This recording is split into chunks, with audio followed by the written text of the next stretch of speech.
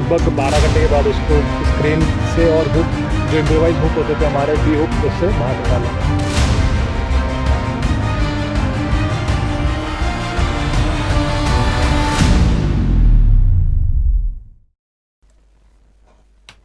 કચ્છ જિલ્લાના ભુજથી 25 કિલોમીટર દૂર આવેલ અંતરિયાળ એવા કંઢેરાઈ ગામની વાડીમાં ખેતમજૂરી કરતા શ્રમજીવી પરિવારની 18 વર્ષીય પુત્રી ઇન્દિરા મીણા ગતરોજ વહેલી સવારે 6 વાગ્યાના અરસામાં વાડીમાં રહેલા 540 ફૂટ ઊંડા બોરવેલમાં અકસ્માતે પડી ગઈ હતી।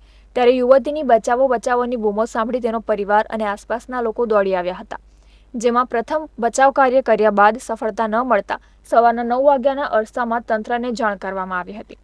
પરિવારજનોના કહેવા મુજબ યુવતી બોરવેલમાં સરકી પડ્યા બાદ સવાર સુધી તેનો અવાજ આવતો હતો, પરંતુ અમુક કલાકો બાદ યુવતીનો કોઈ અવાજ સાંભળવા મળ્યો નથી।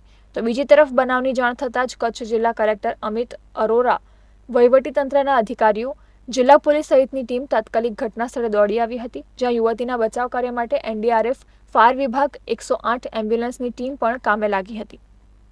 યુવતીના બચાવ માટે પાઇપલાઇન મારફતે ઓક્સિજન પહોંચાડવામાં આવ્યો હતો। આ સાથે યુવતીની સ્થિતિ જોવા માટે ખાસ પ્રકારના કેમેરાને બોરવેલમાં ઉતારવામાં આવ્યા હતા।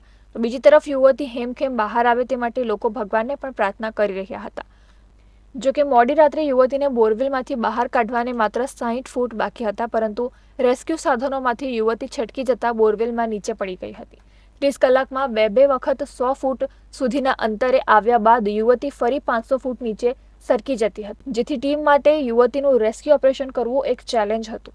જોકે બોરવેલમાં પડેલી યુવતીનું મોત નિપજતા આજરોજ 32 કલાકની ભારે જહેમત બાદ મૃતદેહને બહાર કાઢી હોસ્પિટલ ખસેડવામાં આવ્યો હતો।